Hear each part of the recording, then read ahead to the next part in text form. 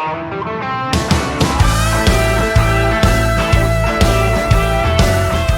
عليكم ورحمة الله وبركاته. أهلا بكم أحلى مشاهدين في الدنيا، مشاهدين قناة وصفات رهيبة مع رشا.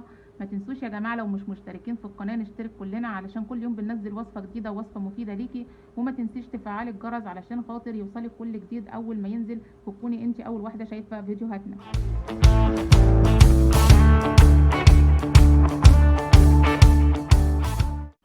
السلام عليكم ورحمة الله وبركاته. أهلا بكم أحلى أخوات وأحلى مشاهدين وأحلى أمارات في الدنيا كلها، مشاهدين ومتابعين وصفات رهيبة مع رشا. ازيكم يا أماراتي؟ يا رب دايما بخير وبصحة وهنا وسعادة. ألف تحية لكل أخواتنا اللي انضموا للقناة جديد، نورتونا يا أماراتي. كنت في الفترة الأخيرة عملت لكم قوائم تشغيل للناس اللي انضمت جديد، أو ملفات بتحتوي على كل محتوى القناة. ملف خاص بالتنظيفات بتاعة العيد، هتلاقي فيه السجاد والستاير والحمام والأرض وكله، وإزاز وخشب وكل حاجة ممكن تتخيلها في التنظيفات هتلاقيها في الملف ده. لو عايزاه اكتبي لي تحت في التعليقات. علاوة بقى عن ملف أفكار وحيل المنزلية، ملف لتعليم المنظفات، ملف للقضاء على الحشرات، ملف كل ما يخص الشعر وكل ما يخص البشرة، وملف للتخسيس، وملف المنتجات الصيدلية الرخيصة، حاجات كده في الصيدلية رهيبة للتخسيس وللتفتيح وللهالات وشامبو وحاجات كده كلها ب5 6 جنيه، حاجات رخيصه جدا. لو عايزه اي ملف من الملفات اللي انا ذكرتها اكتبي لي في التعليقات ابعتها لك يا اماراتي. الوصفه النهارده دي تعتبر كنزه كده حرفيا لتطويل الرموش، لتكثيف الحواجب. لو انت عندك شعرك فيه تساقط، فيه ثعلبه، فيه صلع، فيه اي حاجه هو هيحلها لك. لو تعرفي واحده من اللي عندهم كانسر، ربنا رب يشفيهم جميعا، اهديها، ابعتي لها الوصفه دي كده هديه، بجد هتدعي لك طول عمرها. حاجه كده سحر في تطويل الشعر وانبات الشعر مره تانية. اول مكون معانا النهارده حبايبي وهو بذر الكتان. طبعا كلنا عارفين ان الجل بتاع بذر الكتان من الحاجات الجميله جدا اللي بتنبت الشعر بسرعه رهيبه. طيب انا هعمله ازاي؟ عاوزه منه معلقه صغيره على ربع كوبايه ميه. انا هعمل شويه صغيرين كده هوريكي بيتعمل ازاي. طبعا انت بقى عايزه تعملي كتير عشان هتحطي على شعرك او كده، فهتكتري المقدار. المعلقه الصغيره بقدامها ربع كوبايه من الميه، معلقتين نص كوبايه، وهكذا. الكوبايه الكامله عليها 4 معالق من جل من بذر الكتان. طيب هعمله ازاي؟ هاخد منه معلقه صغيره وهحطها على ربع كوبايه ميه وهحطه على النار. هغطي عليه، لازم تغطي عليه عشان الزيوت المتطيره ما تروحش منه، وتسيبيه يغلي مره واثنين وثلاثه لحد لما يعمل معاكي زي جل كده. وبعد كده هنصفيه ونجيبه نقول هنعمل بيه ايه.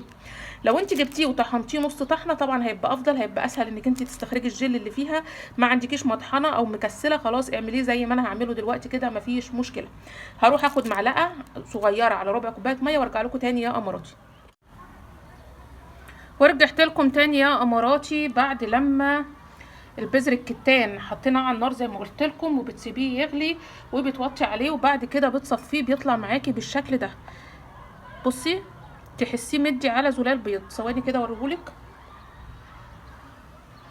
بيتحول معاكي الجل، بصي مش عارفه ارفعه عامه هو شبه زلال البيض. او بصي بقى، انا عاوزاه بقى القوام ده اللي هو الجل ده، يا نور عيني. تمام كده تمام. تاني مكون معايا النهارده وهو حبيبه قلبي الريفو. سبق وكلمتك قبل كده عن الريفو وحطيت لك سكرينات ان هو من الحاجات اللطيفه جدا جدا جدا في انبات الشعر، حاجه كده رهيبه، واتكلمنا عنه بما فيه الكفايه ودخلناه في وصفات كريمات كتير جدا. عايزه قرص واحد منه.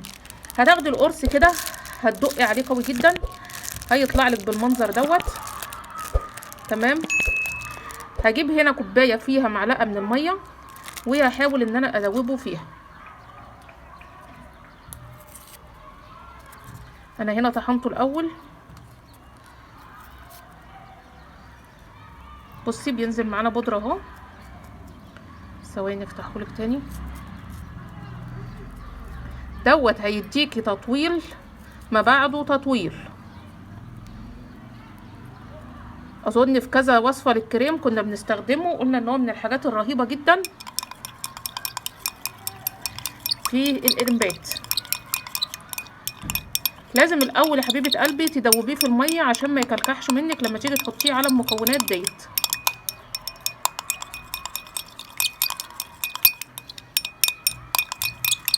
هركنه كده على جنب الاول لحد لما يدوب وننزل بباقي المكونات. ايه اللي انا هحطه تاني على المكونات بتاعتنا ديت؟ هحط يا نور عيني كميه صغيره جدا من جل الصبار. قلنا ان جل الصبار من الحاجات الحلوه جدا للترطيب، حاجات حلوه جدا للشعر، مفيد جدا واتكلمنا عنه باستفاضه. عايزه بس شويه صغيرين كده منه. تمام كده تمام. هندي الحاجات دي كده تقليبه.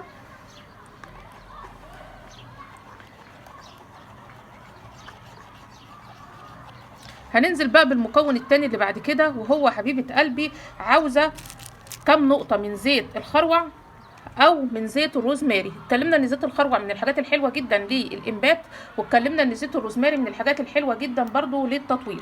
عندك زيت خروع حطي، عندك زيت روزماري حطي. طب يا رشا مش الزيوت غلط على عينينا؟ غلط يا نور عيني لما تستخدميها هي كده دايركت، لكن لما اعملها في شكل جل فمش هتدخل لعينك. وكده كده الوصفه دي انت مش هتستخدميها الا وقت النوم فقط.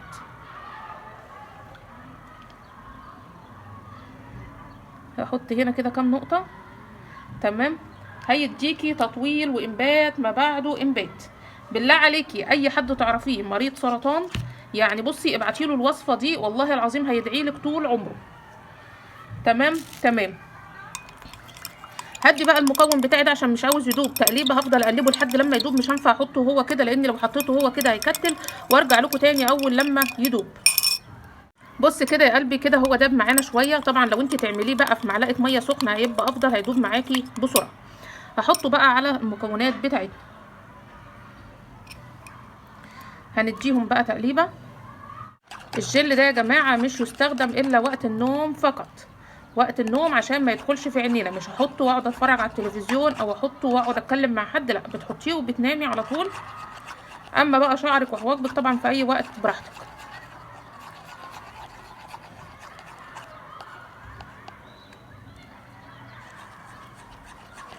بصوا كده حبايب قلبي، بقى كده القوام بتاعه شويه بس الريفو اللي مدابوش كويس كده كده هما هيدوبوا مع الجل دوت. طيب هستخدمه ازاي يا رشا الجل دوت؟ هتستخدميه يا نور عيني، هتحطيه بقى في اي برطمان عندك او في اي حاجه، او في علبه مسكره قديمه، وهتجيبي فرشه مسكره تغسليها وتعقميها وتحطيه على العين من فوق الرموش. فوق الرموش كده هتحطيه بحيث تغذيلي البصيلات بتاعه الرموش. نفس الكلام على حواجبك. طب انا ما عنديش فرشه مسكره، هتجيبي يا حبيبه قلبي اللي هي بتاع الودان القطن ديت وتحطيها هنا وتمشي برده على الرموش من فوق. دي احلى كمان من فرشه المسكره. هتجيبيها وتحطيها وتمشي بيها على حواجبك وتمشي على الرموش. تاخدي بايدك وتحطي على شعرك لو عندك صلع، او لو عندك شعر خفيف هتدهني بيه شعرك. وصفه تحفه جدا وممتازه للرموش وللانبات يا جماعه. اتمنى ان انتم تجربوها. وفي طبعا وصفات تانية للانبات لو انت عاوزاها اكتبي لي في التعليقات. ما تنسيش يا قمريتي تشوفي الملف بتاع تنظيفات العيد. معذره، قلت لكم ان انا عامله لكم ملف في كل تنظيفات العيد، من سجاد لستاير لحيطان لانتريه للمذهب بتاع الانتريه، كل حاجه ممكن تتخيلها لتنظيفات العيد هتلاقيها في الملف ده. لو عايزه ابعتهولك اكتبي لي وانا ابعتهولك. ما تنسيش يا نور عينيا اللايك، ما تنسيش تختمي الحلقه بالصلاه على النبي محمد صلى الله عليه وسلم. والسلام عليكم ورحمه الله وبركاته.